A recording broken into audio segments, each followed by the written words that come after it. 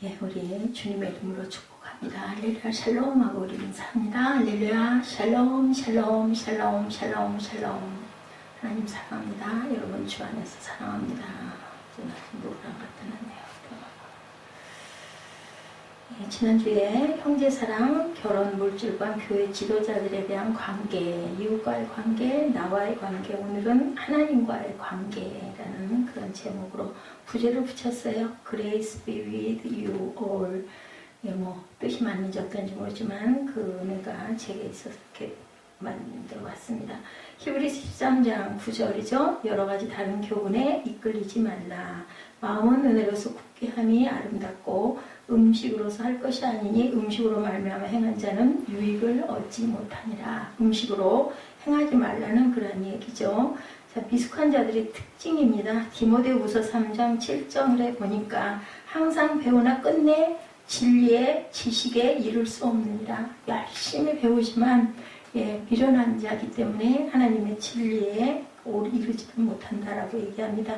이상한 여러 가지 교리에 너희들 휩쓸리지 말라. 이단 사상에 대한 경계를 하고 있죠.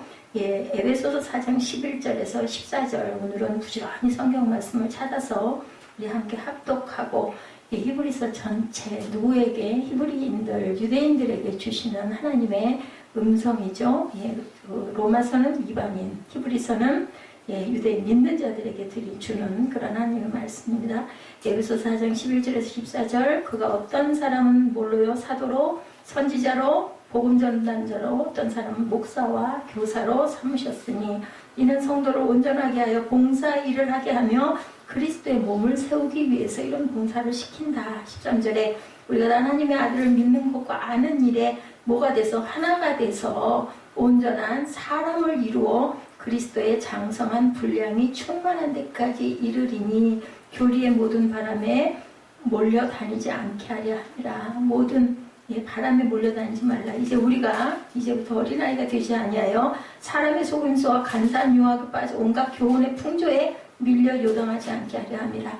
예나 지금이나 어디나 보면 이상한 교리, 이단 사상들이 너무너무 많았다라는 것을 얘기하고 있죠. 몰려다니는 것, 어디서 무슨 기적이 일어났다더라, 치유의 역사가 있다더라, 유명한 훌륭한 무슨 부흥 강사가 와서 엄청나게 그 기적을 행한다더라, 이런데 요동하고 다니지 말아라. 그것은 뭐라? 무지해서 그렇다. 하나님의 말씀을 온전히 알지 못해서 그러니 잘 가르치고 성도들은 확고하게 어디에서 주 안에 서야 된다. 어디까지? 그리스도의 장성한 분량까지 충만하게 서야 된다. 잘못된 그러한 그 주의, 가장 기본적인 대표적인 영지주의가 유행하던 시대였었습니다. 그때는 더구나 더러운 세상에 옷을 입고, 이 더러운 세상에 예수께서는 옷을 입고 오셨다는 예수님은 영체로 오신 것이지 몸이 오실 일은 없다. 그럴 수는 없다. 신이, 하늘의 신이 어떻게 땅에 몸까지 입고 오냐? 그것은 아니고 그냥 어떠한 그 영이 오신 것이지 그 몸은 아니다. 거짓이다. 이제 없다. 이렇게 얘기하는 그건 주의, 어떻게 보면 그럴듯한 그런 얘기에 많이 유동했었다라는 얘기를 하고 있습니다. 예수 그리스도의 신성에 대해서 거기에 반론하죠. 절대 그게 아니다. 요한일서 4장 1절에서 3절, 그리고 부활에 대해서 디모데후서 2장 18절에 바울이 경고합니다. 요한일서 4장 1절에서 3절, 사랑하는 자들아 영을 다 믿지 말고 오직 영들이 하나님께 속하였나 분별하라. 많은 거짓 선지자가 세상에 왔습니다. 여기 거짓 선지자들 이단이죠. 이로써 너희가 하나님의 영을 알지니 예수 그리스도께서 육체로 오신 것을 시인하는 영마다 하나님께 속한 것이요. 영지주의의 반대죠. 육체로 오신 것을 시인하는 자마다 하나님의 영에 속했다. 3절에 예수를 시인하지 아니하는 영마다 하나님께 속한 것이 아니니 이것이 곧 적그리스도의 영이니라. 정확하게 얘기하죠. 오리라 한 말을 너희가 들었거니와 지금 벌써 세상에 믿느니라. 누가? 영지주의자들이 세상에 하나님이 몸이 아니시다라는 그런 영들을 얘기합니다. 디모데후서 2장 18절이죠. 바울이 경고합니다. 진리에 관하여는 그들이 그릇되었도다. 부활이 이미 지나갔다 하므로 어떤 사람들의 믿음을 무너뜨리느니라. 이렇게 얘기합니다. 부활을 못 믿고 없다고 한다면 그리스도인은 정말 비참하죠. 부활도 없는데, 영생도 없는데, 구원도 없는데 뭘 믿어요, 그죠? 그래서 이단을 분별해라. 여러 가지 이상한 것 중에 하나님의 말씀을 보존했다고 믿고 가르치는 것이 이단 사상이라는 거죠. 하나님의 말씀을 보존했다고 자기들이 믿고 가르치는 자들, 가르치는 사람들도 말씀이 확신이 없고 성경 보존을 확실하지 않고 끝까지 해와야 한다고 말하는 사람들, 끝까지 가봐야 알지 성경이 확실한 게 다 아니다 이렇게 얘기하는 사람들도 있다는 거죠. 이집트 탈출이 뭐예요? 출애굽. 예, 그것은 바로 구원이에요. 구원. 출애굽이라는 것은 어디서 세상에서 하나님의 나라로 향하고 있는 거죠. 광야는 성화되어가는 우리의 삶입니다. 그 과정이죠.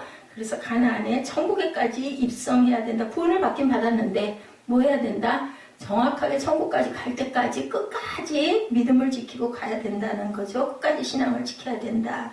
이집트 탈출이 출애굽이 구원임을 우리가 확실하게 믿고 가야 된다. 그렇기 때문에 새하늘과 새 땅 휴거가 있다는 것도 믿고 가야 된다. 성경 보존, 행위의 구원, 환난을 통과했다라고 생각하는 13장 9절 하반, 음식으로 말미암아 행한 자는 유익을 얻지 못하였느니라. 히브리서에 나와 있는 문맥을 앞뒤 문맥상 음식 문제로 우리가 보이죠. 이 부분이 9절 하반절에 보니 히브리 사람들의 까다로운 음식 규정 하나님이 깨뜨리시죠. 누구를 통해서? 유대인인 베드로, 유대인에게 전한 사람은 베드로예요. 이방인을 향한 사람은 바울입니다. 그래서 우리가 이런 갈래들을 조금씩 알고 가야 된다. 수요 예배가 그죠? 그 로마서 강해로 가고 있고 히브리서가 히브리서 전체를 맥을 지금 보고 가고 마지막 마무리를 하고 있습니다. 강한 자, 어떤 자? 고린도전서 8장하고 로마서 14장에 디모데전서 4장 3절에서 5절에 나타나 있습니다. 조금씩만 보고 갑니다. 고린도전서 8장 8절입니다. 음식은 우리를 하나님 앞에 내세우지 못하나니 똑같은 음식 말씀을 여기 하고 있어요. 고린도전서 8장 8절 우리가 먹지 않는다고 해서 더 못 사는 것도 아니고 먹는다고 해서 더 잘 사는 것도 아니니라. 그런즉 너희의 자유가 믿음이 약한 자들에게 걸려 넘어지지 않게 하는 것이 되지 않도록 조심해라. 믿음이 약한 자들에게 걸려 넘어지지 않게 음식을 먹어서 그들에게 뭐가 의심이 들어오거나 거리낌이 있도록 하려면 그 음식을 먹지 말라는 거죠. 우리 전에도 항상 말씀같이 묵상했죠. 어디서 고사떡 들어왔는데 믿지 않는 자인지 처음 믿는 자 앞에서 막 고사떡을 신나게 먹으면 그 사람이 생각할 때 어머 어떻게 저렇게 우상한테 저런 떡을 저렇게 잘 먹어? 날 싫어 이런 마음이 들면은 믿음이 흔들릴 수 있으니 그런 자들이 있을 때는 삼가라는 거예요. 근데 그것을 넘어서고 그들을 위해서 기도해주고 맛있게 먹을 수 있으면 먹는 것도 은혜다라는 거죠. 11절에 그러면 내 지식으로 그 믿음이 약한 자가 멸망한다. 양심이 담력으로도 우상의 재물을 먹게 되지 않게 뭐가 믿음이 단단해지면 하고 얘기하죠. 그는 그리스도께서 위하여 죽으신 형제라. 이같이 너희가 형제에게 죄를 지어 그 약한 양심을 상하게 하는 것이고 그리스도에게 죄를 짓는 것이니라. 그러므로 만일 음식이 내 형제를 실족하게 한다면 나는 영원히 고기를 먹지 아니하여 내 형제를 실족하지 않게 하리라. 이게 맞는 거죠. 그죠? 내가 참아야죠. 약한 자들, 믿음이 연약한 자들을 위해서는 그들이 시험 드는 과정을 우리가 그것을 배제해 줄 알고 항상 그를 위해서 기도해 줘야 된다. 로마서 14장 1절에 믿음이 연약한 자를 너희가 봤되 그의 의견을 비판하지 말라고 얘기했습니다. 믿음 연약한 자들의 의견을 비판은 판단을 하지 말아라. 2절에 어떤 사람은 모든 것을 먹을 만한 믿음이 있고 믿음이 연약한 자는 채소만 먹느니라. 3절에 먹는 자는 먹지 않는 자를 업신 여기지 말고 먹지 않는 자는 먹는 자를 비판하지 말라. 이는 하나님이 그를 받으셨습니다. 은혜로 마음을 굳게 해야 한다고 음식 가지고 판단하지 말라고 이렇게 말씀하죠. 옛날에 그 채식주의 주장했던 그 이상구 박사, 그래서 그분은 유대교였다고 합니다. 구약식이었기 때문에 고기를 먹으면 안 된다라고 얘기를 했죠. 예수를 또한 그는 부인한 이단입니다. 디모데전서 4장 3절에서 5절이죠. 혼인을 금하고 어떤 음식물을 먹지 말라고 할 터이나 음식물은 하나님이 지으신 바니 믿는 자들과 진리를 아는 자들이 감사함으로 받을 것이니라. 뭐든지 맛있게 감사하게 잘 받아 먹어라. 4절에 하나님께서 지으신 모든 것이 선함에 감사함을 받으면 버릴 것이 없나니 하나님과 말씀과 기도로 거룩하여지니라. 그렇기 때문에 너희는 항상 기도해라. 감사해라. 그죠? 적당히 고기를 먹도록 운동해서 강해지라고 노아 대홍수 이후에 그때부터 고기를 먹도록 허락하셨어요. 왜냐하면 환란의 세상에서 너희들이 극복하고 가려면 강해지니까. 그러니까 성경에 나타나 있는 거기 때문에 고기를 먹는 건 죄가 되지 않는다. 다만 피는 지금도 그것을 금하라고 얘기합니다. 예수의 피가 있으시죠. 그렇기 때문에 9절에서 19절에 하나님께 영적 예배를 드려라, 승리하고 분투하라는 내용을 나타내고 있습니다. 구약의 성도들은 눈에 보이는 성전, 제단, 희생물, 땅의 예루살렘 등이 모두 하늘의 것들, 즉 눈에 보이는 실체들의 예표다, 예시를 했다라는 거예요. 그런데 신약 성도들은 눈에 보이는 이것들에 상응하는 실체, 어디요? 성전, 제단, 희생물, 땅의 예루살렘 등이 모두 하늘의 것들, 눈에 보이는 실체들을 가리키는 것이 아니고, 무엇을 이제는 신약 예수님이 오시고 난 이후에는 영적인 의미를 얘기하고 있다. 그렇기 때문에 그런 것들의 예표가 우상이 돼서는 안 된다. 예를 들면 성전이나 제단이나 희생물이나 땅에 있는 모든 것들에 대한 것을 너무 그것을 구약식으로 해석을 해서 정말 뭐 이렇게 지켜야 되고 성전도 뭐 이래야 되고 뭐 이런 식으로 재물이라는 이런 것들에 너무 중점을 두지 마라. 그러니까 음식도 마음에 감동이 있으면 먹어도 되고, 그것들로 인해서 어떤 의심이 들고 연약한 자들을 실족시킬 수 있을 때는 그거는 삼가해야 돼, 이런 말씀을 하는 거죠. 제단이라는 것에 대해서 우리에게 제단이 있는데 장막에서 섬기는 자들은 제단에서 먹을 권한이 없다라고 10절에 얘기하고 있죠. 이는 죄를 위한 짐승의 피는 누가? 대제사장이 가지고 어디에? 성소에 들어가서 그 육체는 영문 밖에서 불살랐기 때문에 대속죄일에는 제사장들이 먹을 게 아무것도 없었다라는 거예요. 근데 일반 그 속죄일에는 먹었죠. 그죠? 그렇기 때문에 그 영적인 의미를 얘기하고 있는데, 그게 바로 어때요? 그 성막과 성소 제단은 누가 되셨어요? 예수 그리스도가 되셨잖아요. 신약에는. 그래도 그런 게 다 없어졌죠. 휘장이 찢어짐으로. 그래서 만약에 구약의 것을 너희들이 주장한다면 예수님 안에서 우리가 먹을 게 아무것도 없다라는 뜻이 된다라는 거죠. 상징적인 의미가 그렇다는 겁니다. 그렇기 때문에 구약대로 가지 말라는 얘기를 하는 거죠. 이것은 물리적인 제단이 아니다. 히브리서의 포인트를 이해해야 되는데, 구약에서는 제단을 통해서 피희생이 드려지는 속죄의 복이 임한다라는 것을 생각을 해야 됩니다. 영적으로 우리가 많은 것을 받아 먹고 마시죠. 뭐예요? 성찬하잖아요. 예수님의 몸과 예수님의 피를 먹고 마심으로 인하여 구약의 제단은 이미 끝이 났다. 없어졌어요. 누가? 예수 그리스도 자체가 하나님의 나라고 하나님의 성전이죠. 그래서 두 가지의 제단이 있는데, 그 출애굽기에 보면 피의 희생물 롯제단이 있습니다. 그리고 금제단이 있어요. 향.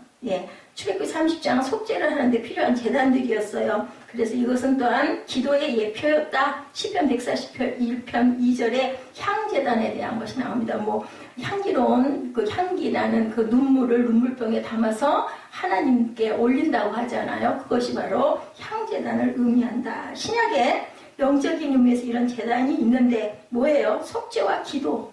그죠? 응답의 복이 임하는 통로로 영적 제단을 가리키고 있다라는 겁니다. 그것은 바로 누구시다? 예수 그리스도 혹은 십자가다. 십자가는 어디에 세워져요? 골고다 언덕에 세워졌죠. 거기가 어떤 곳이에요? 해골산이라고도 하죠. 그게 어떤 곳이 무서운 곳이고 죄가 많은 곳이고 죄더미가 쌓여있는 곳, 그게 바로 우리 세상입니다. 그곳에 십자가가 세워진 거, 그게 뭐라 그래요? 그 죄가 많은 곳에 은혜가 많다.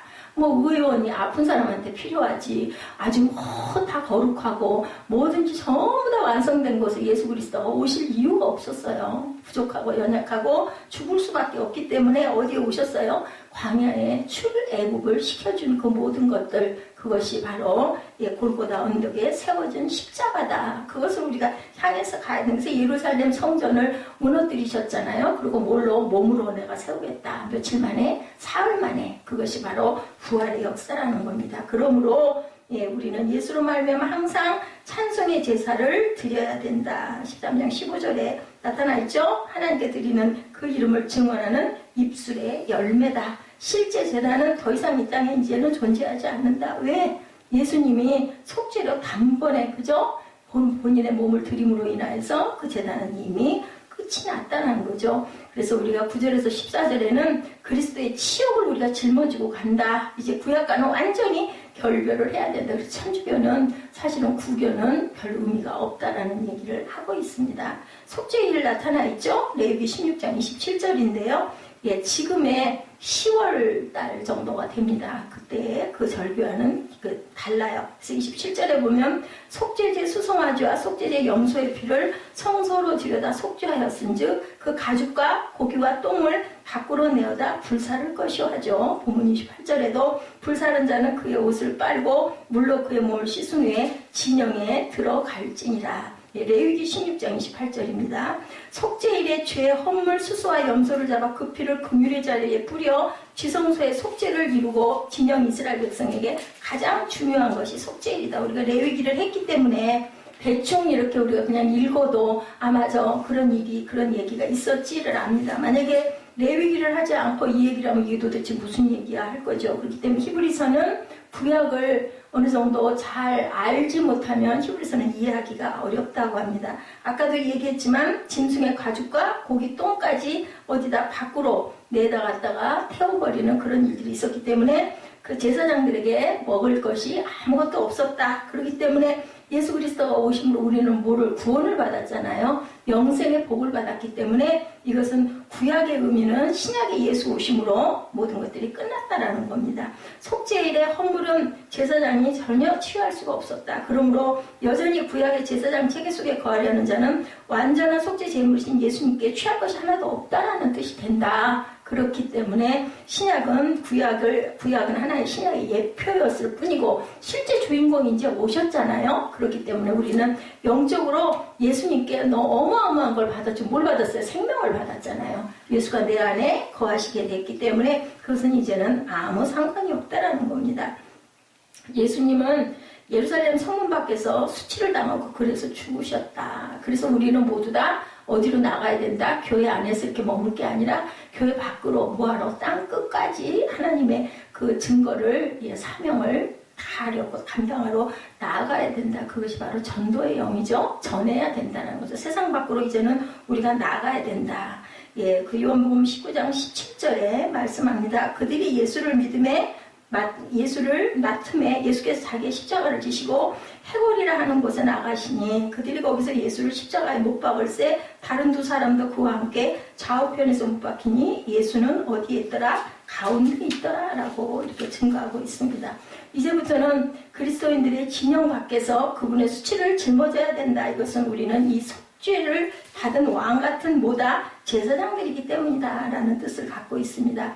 히브리 그리스도인들의 바람은 그리스도인들로 살면서 핍박은 받지 않을 것. 바울의 말씀은 그런 일은 불가능하다. 반드시 누구와 함께 그분과 함께 수치와 모욕을 짊어져야 된다라고 바울이 디모데후서 3장 12절에서 근데 뭐라 그래요? 그의 유대인들의 바람이 바로 그리스도인으로 살면서 절대로 핍박을 안 받아야 되겠다는데 그렇지 않다는 거죠. 예, 히브리서 13장 12절에도 증거하고 있습니다. 그러므로 예수도 자기 피로써 백성을 거룩하게 하려고 어디서 성문 밖에서 고난을 받으셨느니라. 그렇죠. 그렇기 때문에 우리도 세상 밖으로 그 치욕을 함께 짊어지고 나아가야 된다. 그래서 영적인 희생글에 대해서 15절 16절에 증거합니다. 그러므로 우리는 예수로 말미암아 항상 찬송의 제사를 하나님께 드리자. 이는 그 이름을 증언하는 입술의 열매니라. 오직 선을 행함과 서로 나누어 주기를 잊지 말라. 하나님은 이 같은 제사를 기뻐하시느니라. 손대접하라는 거죠. 열심히 섬기고 열심히 나누라고.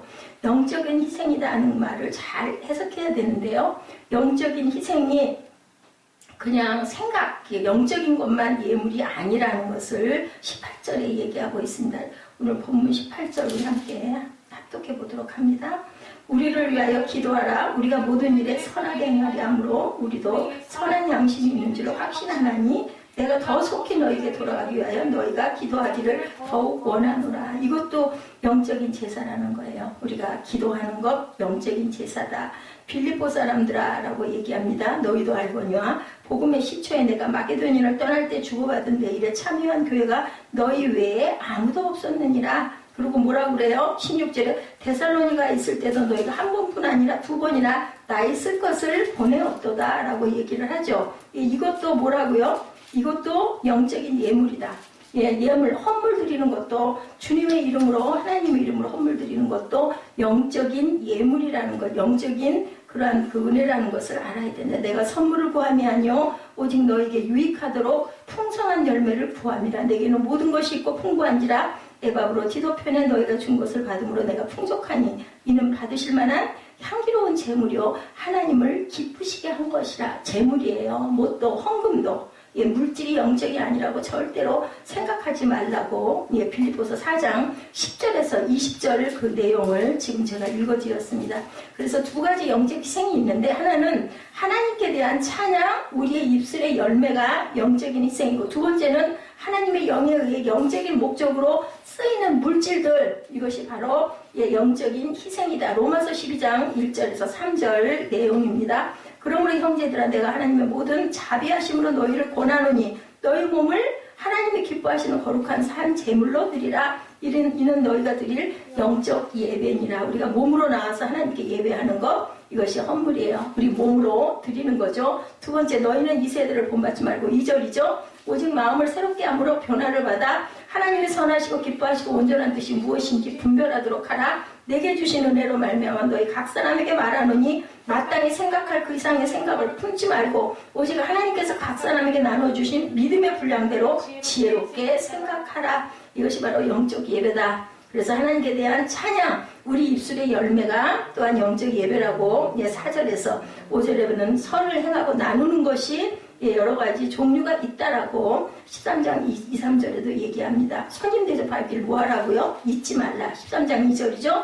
이로써 구지 중에 천사들을 대접한 이들이 있었다. 너희도 함께 갇힌 것 같이 갇힌 자를 생각하고 너희도 몸을 가졌은 즉 학대받는 자를 생각하라. 이 학대받는 자에 대해서 제가 북한에 대한 우리 하나님의 자녀들에 대한 얘기를 했습니다. 18, 19절에 뭐라고요? 우리를 위해 기도하라. 그죠? 내가 더 속히 너에게 돌아가기 위하여 너희도 기도하기를 더 원하노라. 그렇기 때문에 우리가 항상 주의 종들을, 리더들을 위해서 정말 기도해 줘야 된다는 거죠. 이거는 사람 보고 기도하는 게 아니에요. 하나님의 종이기 때문에 온전해지라고 거룩해지라고 항상 중보 기도해야 합니다. 그리고 나라의 위정자들, 대통령을 위해서, 여러 강요들을 위해서 그들이 얼마만큼 잘했는지 잘못했는지 정확한 건 우리가 알 수 없습니다. 그래서 바르게 되라고 우리가 항상 기도해야 된다. 그리고 기도하는 내용이 20절, 21절에 나타나 있죠. 모든 선한 일에 너희를 온전하게 하사 자기 뜻을 행하게 하시고 그 앞에 즐거운 것을 예수 그리스도로 말미암아 우리 가운데서 이루시기를 원하노라. 영광이 그에게 세세뭉토록 있을지어다. 아멘 하고 이렇게 기도합니다. 예, 항상 기도해야 된다. 그리고 정직을 행하라. 사도행전 6장 3절에 형제들아 너희 가운데 성령과 지혜가 충만하여 칭찬받는 사람 모를 7을 택하라. 우리가 이 일을 그들에게 맡기고, 이렇게 선한 양심이라는 건 정직이라는 것을 얘기하고 있다는 거죠. 선한 자 7을 택하라고 그러죠. 선한 양심, 그것은 정직한 자. 히브리서 13장 16절에 오직 선을 행하고 서로 나눠주기를 잊지 말라. 하나님은 이 같은 제사를 기뻐하시네. 여기서 선을 행한다는 것은 하나님 말씀 앞에 정직한 자를 얘기한다. 디모데전서 1장 18절에서 20절에도 말씀합니다. 바울이 아들 같은 디모데에게 부탁하죠. 아들 디모데야, 내가 네게 이 교훈으로서 명하노니 전에 너를 지도한 예언을 따라 그것으로 선한 싸움을 싸우며 믿음과 착한 양심을 가지라. 어떤 이들은 이 양심을 버렸고 믿음에 관하여는 파산하였느니라 라고 얘기합니다. 후메네오와 알렉산더가 이런 일을 했다. 하나님의 장부에 이미 기록되어 있다고 20절에 얘기하죠. 내가 사단에게 내준 것은 그들로 훈계를 받아 신성을 모독하지 못하게 하려 함이라. 그를 왜 사단에게 내줬다? 연단을 받아가지고 신성 모독하지 않게 하려고 바울이 이렇게 해서 20절, 21절에 기도하면서 뭐라 그래요? 교회에서는 평안해야 한다라고 얘기하죠. 예, 세세무궁토록 영광이 그에게 있을지어다. 우리가 항상 하나님의 뜻을 행하고 평안히 가는 사람들에게는 하나님께서 은혜를 주시고 축복을 주시는데 평안의 축복을 주신다라는 거죠.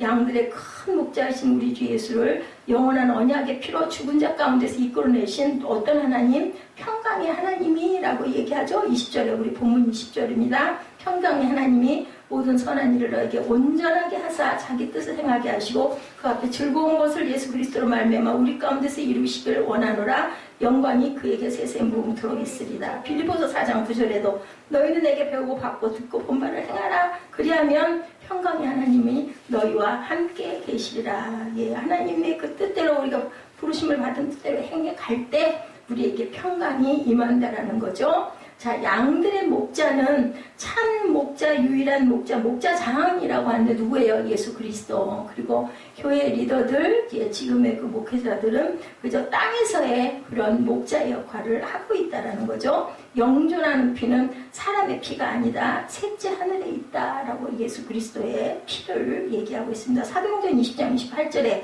여러분은 자기를 위하여 또는 온 양떼를 위하여 삼가라. 성령이 그들 가운데 여러분을 감독자로 삼고 하나님이 자기 피로 사신 교회를 보살피게 하셨느니라. 예수 그리스도의 피죠. 그것을 보살피게 누가 땅에 있는 지도자들이. 그래서 예수님의 부활에 대해서는 첫 열매를 얘기합니다. 그분이 평강의 하나님이시다. 예, 아까도 빌립서 4장 9절에 제가 한번 말씀드린 것처럼 내게 배우고 받고 듣고 본바를 행하라라고 얘기합니다. 배우고 듣고 본바를 우리가 읽고 들을 수는 있는데 행하기는 쉽지 않죠. 그랬을 때 그분이 평강의 하나님이시다. 평강의 하나님 너희와 함께 하신다. 평강의 하나님은 예수님을 믿는 근본의 이유가 바로 우리에게 평안이고 화평이다. 로마서 5장 1절에 정확하게 증가하고 있으며 그러므로 우리가 믿음으로 다시 의롭다 하심을 받았으니 우리 주 예수 그리스도로 말미암아 하나님과 화평을 누리자. 이 화평, 평강, 샬롬이죠. 그래서 우리가 인사할 때 항상 샬롬이 입에 붙어야 됩니다. 교회 들어올 때 안녕하세요 하고 들어오는 일이 없어야 되겠죠. 할렐루야 샬롬 하고 들어올 줄 알아야 된다. 그 처음에 좀 어색한데 그건 뜻을 알고 나면 하면 할수록 그게 우리 입술의 고백이 그대로 되어지는 거 아니겠어요? 그렇기 때문에 항상 우리는 할렐루야로 인사하고 샬롬 하고 상대방을 축복해 줄 줄 알아야 된다. 하늘에 기록된 장자들의 모임과 교회와 만민의 심판자이신 하나님과 및 온전하게 된 의인의 영들과 이렇게 얘기하고 있습니다. 히브리서 12장 24절에도 새 언약의 중보자이신 예수와 및 아벨의 피보다 더 나은 것을 말하는 뿌린 피니라. 예수 그리스도의 피예요. 구원의 피. 어디 6월절에 문인방에 발랐던 피, 그 피를 보면 뭐가 지나가요? 사망이 지나가요. 사망이 지나가는 건 무슨 뜻을 얘기하고 있어요? 구원을, 그리고 부활을 얘기합니다. 절대로 죽음이 없다는 거예요. 그곳은 예수의 피가 뿌려진 것은. 그렇기 때문에 우리는 입으로 믿고 시인하고 그것을 항상 우리가 인정할 줄 알아야 하나님의 영생에 속할 수 있다. 그건 우리의 지난번에 말씀드렸죠. 선택이라는 거죠. 우리가 선택을 로마서에서 우리가 함께 얘기했죠. 선택할 몫을 하나님은 우리에게 항상 남겨놓으시죠. 그리고 또한 12장 12, 13절에도 금이 간 뼈를 맞추는 것이다. 완전하게 한다는 것은 금이 간 뼈를 맞추게 하는 것이다. 히브리서 12장 12절 믿음의 주여 온전하게 하신 예수를 바라보자. 그 앞에 있는 기쁨을 위하여 십자가를 참으사 부끄러움을 개의치 아니하시더니 어디 하나님 보좌 우편에 앉으셨느니라 라고 얘기합니다. 이렇게 항상 디모데후서 3장 16절에 말씀으로 새롭게 되어야 된다. 기도해야 된다. 데살로니가전서 3장 10절입니다. 우리를 완전하기 위해서 지도자들이 이러이러한 지도자들이 있다. 에베소서 4장 12, 13절 우리가 함께 같이 합독했죠. 그리고 고난을 통해서 완전하게 된다라고 베드로전서 5장 10절에도 그리고 징계를 받아야 된다. 이러한 징계를 받음으로 우리가 완전하게 된다라고 히브리서 12장에도 말씀합니다. 데살로니가전서 3장 10절입니다. 주야로 심히 간구하면 너희 얼굴을 보고 너희 믿음이 부족한 것을 보충하게 하려 함이라. 에베소서 4장 11, 12절에 아까 우리 함께 읽었던 대로 어떤 사람은 사도로, 어떤 사람은 선지자로, 어떤 사람은 복음 전하는 자로, 어떤 사람은 목사와 교사로 삼으셨으니 이는 성도들을 온전하게 하여 봉사일을 하게 하며 뭐하기 위해서? 그리스도의 몸을 세우기 위해서다. 디모데후서 3장 16절 망령되고 헛된 말을 버리라. 그들은 경건하지 아니하며 점점 나아가는 그들의 말은 악성 종양에 퍼져나간 것 같으니 그 중에 누가 있다고? 후메네오와 빌레도가 있느니라.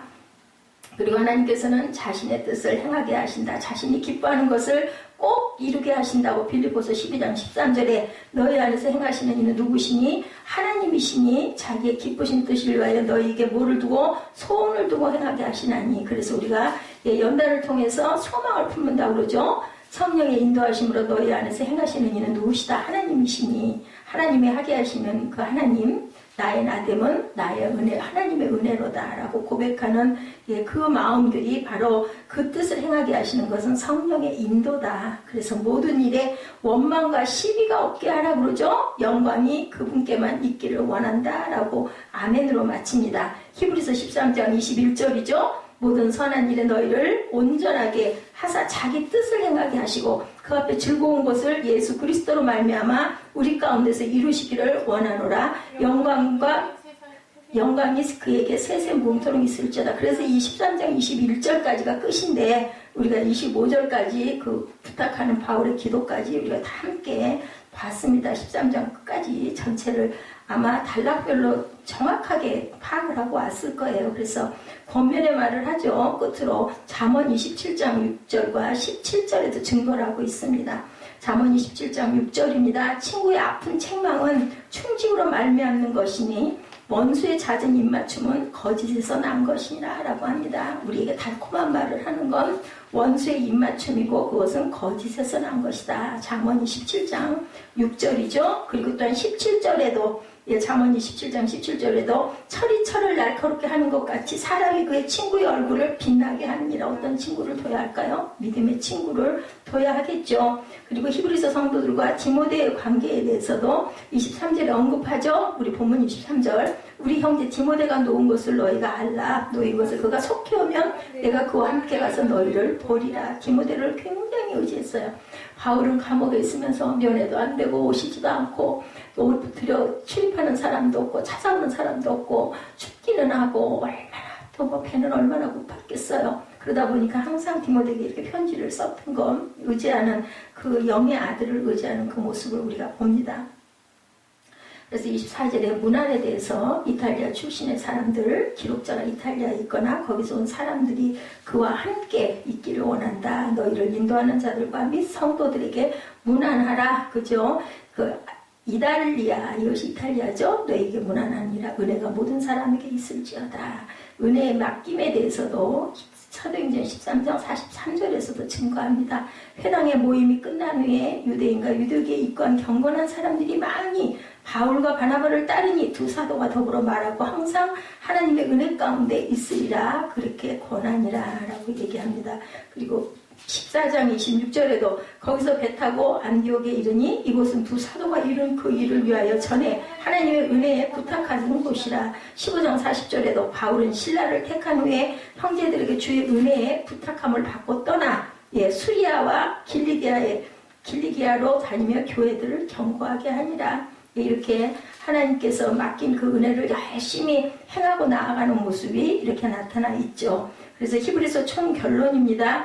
구약은 예표다. 신약이 실체이다. 천사, 모세, 대제사장, 성전, 성막 등 무엇과도 비교가 안 된다. 예수님은 천사들, 모세, 대제사장, 짐승 희생보다 훨씬 더 당연히 뛰어나시죠. 비교할 수가 없는 분이다. 히브리서 13장 8절에 예수 그리스도는 어제도 오늘도 영원토록 동일하신 분이다. 당연하죠. 그래서 출애굽기 3장에 보면 뭐라 그래요? 불변하는 분 I am that I am 이라고 얘기하죠. 3장 13절에 모세가 하나님께 아뢰되 내가 이스라엘 자손에게 가서 이르기를 너희는 조상의 하나님이 나를 너에게 보내셨다 하면 그들이 내게 묻기를 그 이름이 무엇이냐 하리니 내가 무엇이라고 그들에게 말하리까 하고 나타나 있습니다. 누가 모세가 그랬더니 14절에 하나님이 말씀하시죠. 하나님이 모세에게 이르시되 나는 스스로 있는 자이다. 또 이르시되 너는 이스라엘 자손에게 이같이 이르기를 스스로 있는 자가 나를 너에게 보내셨다. 여기서 이제 I am who I am이 나타나죠. 15절에 하나님이 모세에게 이르시되 너는 이스라엘 자손에게 이같이 이르기를 너희 조상의 하나님 야훼 곧 아브라함의 하나님 이삭의 하나님 야곱의 하나님께서 나를 너희에게 보내셨다 하라. 이는 나의 영원한 이름이요 대대로 기억할 나의 칭언이라. 그래서 나는 스스로 있는 영원한 나이니라. I am who I am입니다. 전에도 그리고 지금도 앞으로 계실 분. 계시록 1장 8절입니다. 주 하나님이 이르시되 나는 알파와 오메가라. 이제도 있고 전에도 있었고 장차 올 자요 전능한 자라 하시더라. 로마서 8장 1절입니다. 그러므로 이제 그리스도 예수 안에 있는 자에게는 결코 정죄함이 없나니 이는 그리스도 예수 안에 있는 생명의 성령의 법이 죄와 사망의 법에서 너를 해방하였습니다. 구원을 온전하게 이루었다라고 그러죠. 그래서 그리스도와 같이 너희도 그렇게 되어야 된다. 히브리서 6장 1절입니다. 그러므로 우리가 그리스도의 도의 초보를 버리고 죽은 행실을 회개함과 하나님께 대한 신앙과 세례들과 안수와 죽은 자의 부활과 영원한 심판에 관한 교훈의 털을 다시 닦지 말고 완전한 대로 나아갈지니라. 하나님께서 허락하시면 우리가 이것을 하리라. 한번 빛을 받고 하늘의 은사를 맛보고 성령에 참여한 바 되고 하나님의 선한 말씀과 내세의 능력을 맛보고도 타락한 자들은 다시 새롭게 하여 회개하게 할 수 없나니 이는 그들이 하나님의 아들을 다시 십자가에 못 박아 드러내놓고 욕되게 함이라. 땅이 그 위에 자주 내리는 비를 흡수하여 닦아는 자들이 쓰기에 합당한 채소를 내면 하나님께 복을 받고 만일 가시와 엉겅퀴를 내면 버림을 당하고 저주와 함께 가까워 그 마지막은 불사름이 되리라. 그래서 지난번에 우리가 그린 크리스찬이 되어야 된다고 그랬죠. 우리가 온전하게 하나님 말씀대로 선하게 행하고 나아가면 예수님을 십자가에 2번 못 박는 일이 있지 않은 것이며 세상도 어떻게 된다? 세상도 아름다운 세상, 하나님의 원래 그 진리대로 그렇게 쓰임받는 세상이 되기 때문에 자연 만물이 뭐 한다고요? 목을 늘리고 바라보고 있다고 제가 한번 증거한 적이 있습니다. 히브리서 전체의 얘기는 나는 스스로 있는 하나님이시다. 그리고 구약은 이제는 예포였지 누가 오셨다고요? 목자장이시는 뭘로도 비교할 수 없는 완전하신 예수 그리스도가 오셨기 때문에 우리가 그분을 닮아가야 된다라고 이렇게 히브리서 전체 13장의 1절에서 13장까지 걸쳐서 우리를 완전하게 하게 하시려고 죄 없으신 예수께서 우리에게 오셨다. 우리에게 선택의 의지를 주셨고 그를 믿는 자마다 어디에 이른다? 영생에 이르게 됨이라. 그래서 구약에 갇혀 있는 것은 예수께 받을 게 아무것도 없다라는 어떤 영적 의미가 있고 우리가 드리는 헌물도 우리 영적인 귀한 의미를 가지고 있다라는 것을 오늘 13장 하반절에서 이렇게 증거하고 있습니다. 20절에 보니까 양들의 큰 목자이신 주 예수를 영원한 피로 죽은 자 가운데서 이끌어내신 누가요? 평강의 하나님이 모든 선한 일에 너희를 온전하게 하사 자기 뜻을 행하게 하시고 그 앞에 즐거운 것을 예수 그리스도로 말미암아 우리 가운데서 이루기를 원하노라. 영광이 그에게 세세 무궁토록 있을지어다. 바울이 이렇게 기도합니다. 그래서 우리는 항상 온전해져야 된다. 이것은 바로 정직해져야 된다. 히브리서 13장 16절이죠. 오직 선을 행함과 서로 나눠주기를 잊지 말라. 하나님은 이 같은 제사를 기뻐하시니라. 그래서 항상 바울이 디모데에게 늘 부탁하죠. 내가 그 18절에 내가 네게 이 교훈으로서 명하느니 전에 너를 지도한 예언을 따라 그것으로 선한 싸움을 싸우라. 디모데전서 1장 18에서 20절에 믿음과 착한 양심을 가져라. 어떤 이들은 이 양심을 버렸고 믿음에 관하여는 파산하였느니라. 그래서 하나님을 기쁘게 할 수 없다라는 거예요. 그래서 믿음과 선한 양심을 가지고 온전하게 말씀을 듣고 읽고 그리고 뭐 하라고 행해 나가라고 이렇게 기도하는 부분이 이렇게 나타나 있습니다. 우리 히브리서가 끝났어요. 이제 그 다음 장이 야고보서인데 지금 계획으로는 갈라디아서로 가서 갈라디아에 보내는 그 바울의 편지의 내용으로 여기는 계시록과 연결되어 있는 부분들이 많이 있습니다. 그래서 함께 묵상을 하고 나갈까 이렇게 생각을 하고 오늘 굉장히 빨랐어요. 많은 증거를 전체를 제가 좀 참고를 해서 여기저기 듣기도 하고 그리고 보기도 하고 하면서 전체적인 문맥을 전달했습니다. 그래서 귀한 하나님의 은혜와 그 메시지가 충만하게 우리 마음속에 영을 충만하게 해주는 저와 여러분들의 믿음이 되시기를 주님의 이름으로 축복합니다. 기도하시겠습니다.